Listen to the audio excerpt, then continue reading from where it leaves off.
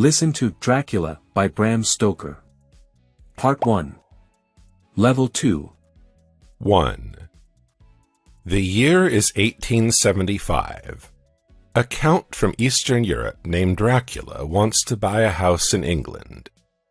He needs a lawyer who could help him with the deal.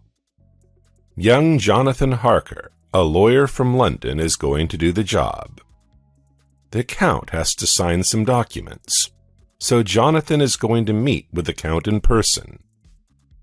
He travels to the country of Transylvania, where the Count lives. Jonathan stays in a small hotel before leaving for the castle. When the locals find out where he is going, they start to act in a strange manner. A woman gives him a gold cross.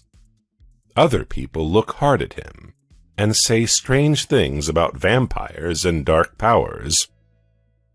On his way to the castle, Jonathan feels lost. The Count's castle stood on a mountain. There was not a single light in the windows. The castle looked dark and ancient. Jonathan noticed that some stones in the walls were destroyed by time. Fear held him as he thought, "What kind of a horrible adventure have I found myself in?" At that moment, a heavy wooden door opened slowly. A tall man appeared in front of Jonathan. He held a lamp, and his face looked deathly pale. The man had long gray hair and was dressed in black clothing. "I am Dracula, and I welcome you to my home," he said. The men shook hands.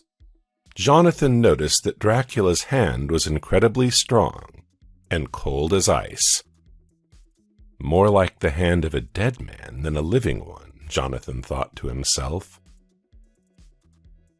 They walked through dark halls of stone floors and walls. Then they entered the dining room. There were a lot of candles and lights. "I hope you will excuse me, dear Mr. Harker, if I don't join you for dinner. I have already eaten," Dracula said. Jonathan took a closer look at him. He had thin features and a wide red mouth with surprisingly sharp teeth.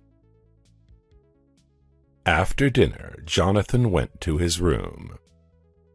There he wrote down in his diary all the events of the day. 2. The next morning, Jonathan woke up to find a note.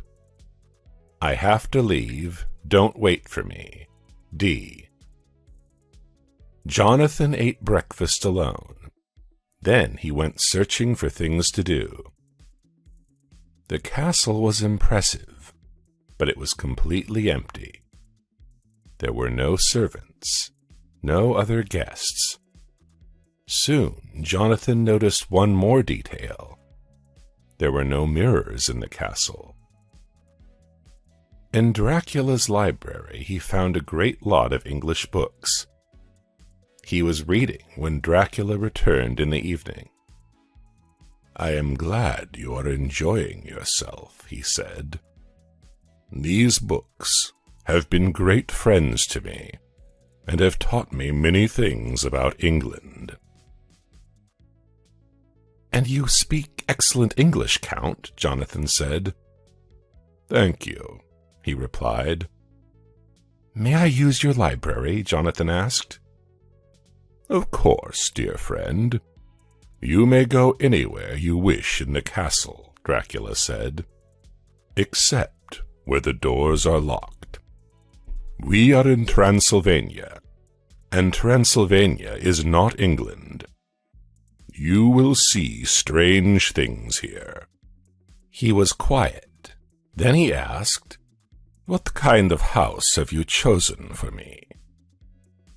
"The House of Carfax, a beautiful old building," Jonathan replied. Then he brought his papers. the two men started discussing the House of Carfax. They talked until morning.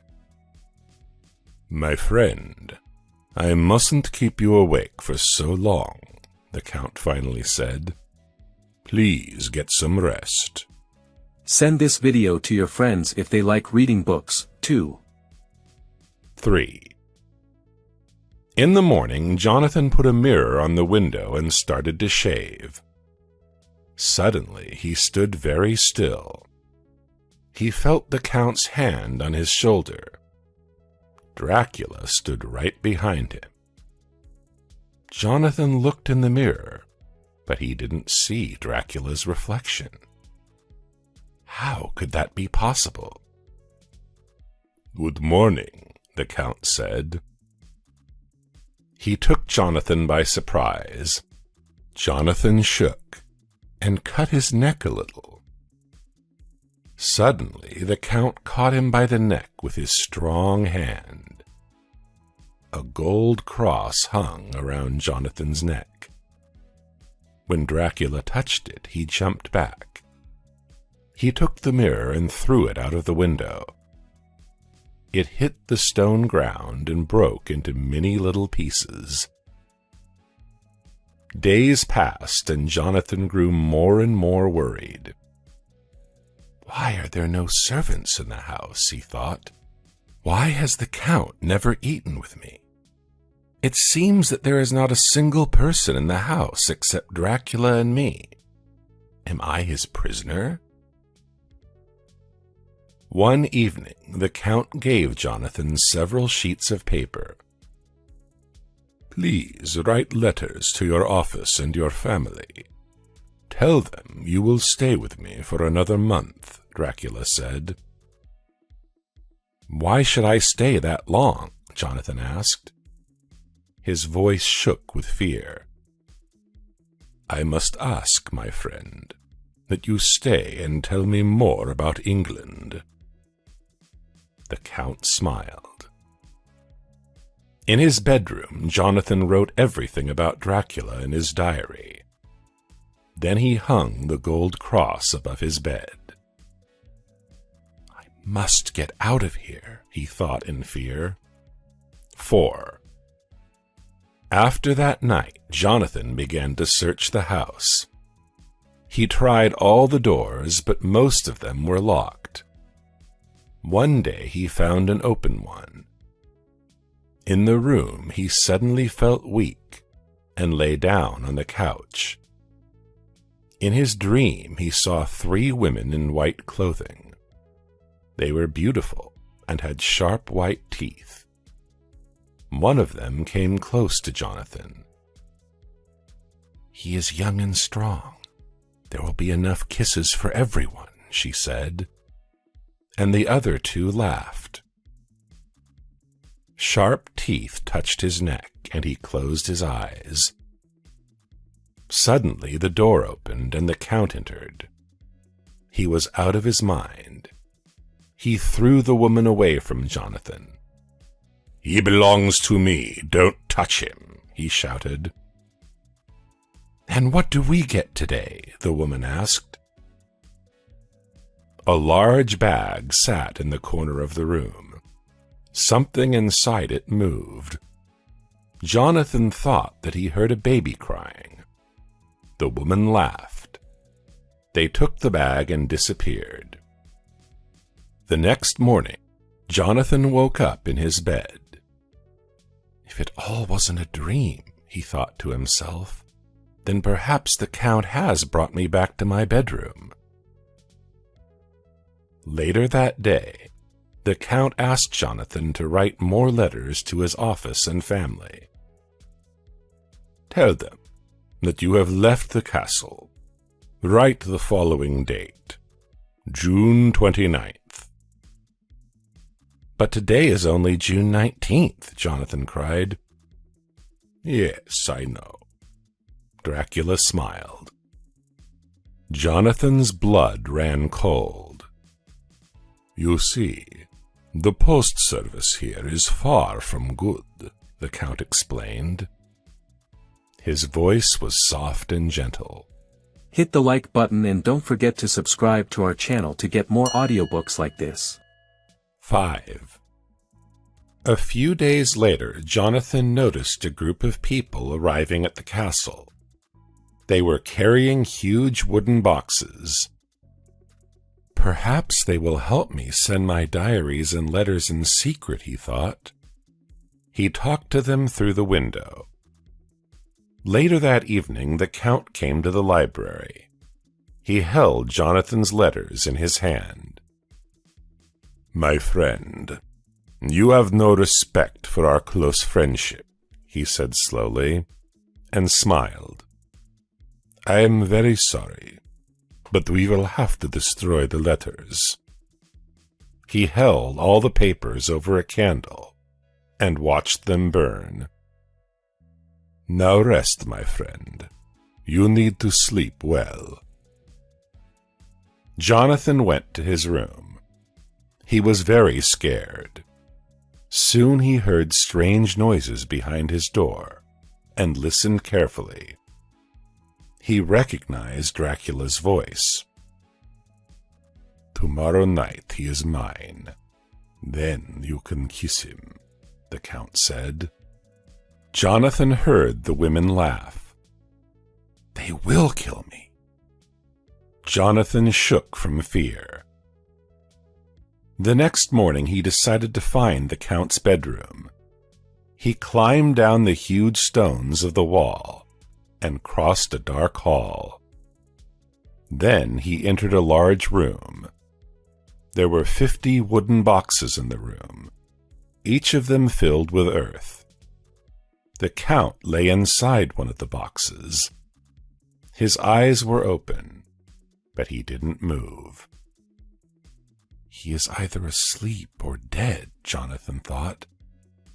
"I will destroy him." He took a shovel and was about to hit the Count in the face. At that moment, Dracula's head turned. Scary red eyes looked hard at Jonathan. He jumped back in fear. "I must get out of here," he thought. "God save me." 6.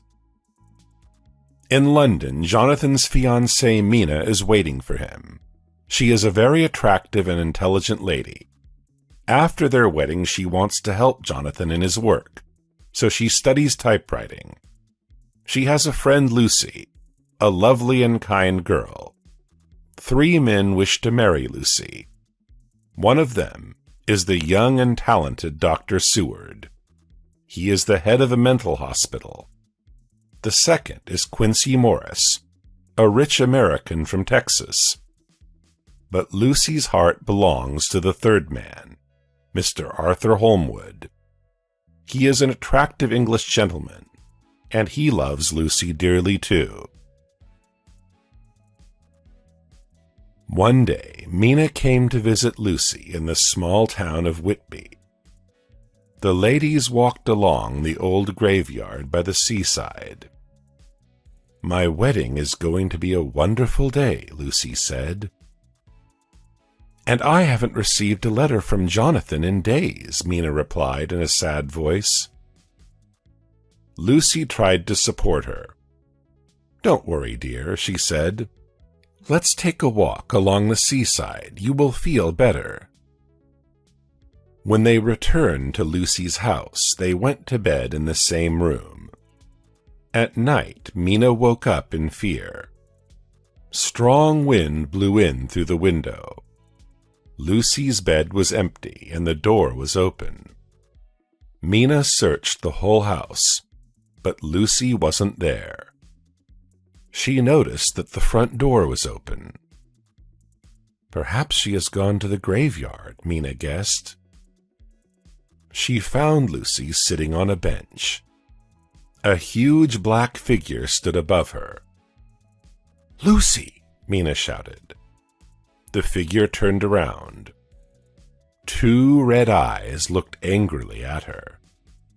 When she ran up to her friend, the man in black was already gone. Lucy was half asleep. She was pale and weak. On her neck, Mina saw 2 small, bloody holes. The next day they went for a walk. Lucy suddenly stopped and looked into the distance. There was a strange expression on her face. "His eyes are always so red," she said quietly. Mina followed her look. The same black figure stood by the bench. Some time later, Mina received news about Jonathan. He was in a hospital in Budapest. "Mr. Harker has a fever. He sees things that are not real," a nurse wrote in her letter to Mina. "He talks in his sleep. He is unwell. Please come and take care of him." I must be with him, Mina decided, and prepared to leave for Hungary. 7.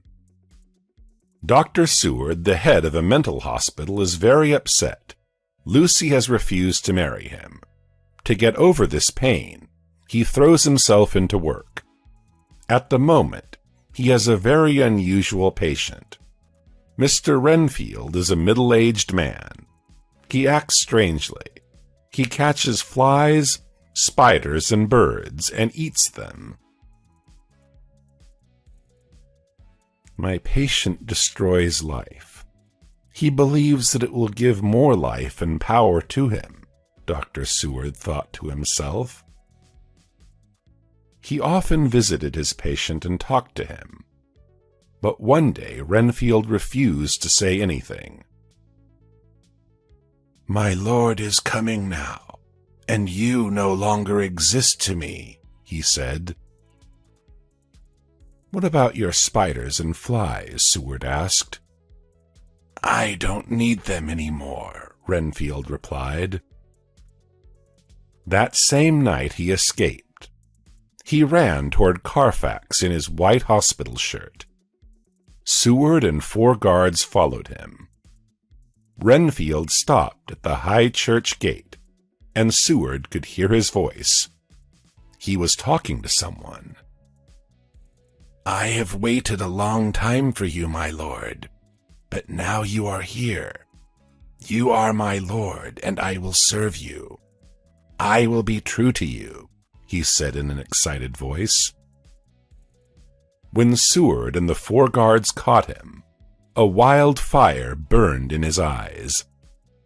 "I will wait. I will wait," he repeated many times. For more English books for all levels, check out appava.com. And now, watch this video to improve your English right now.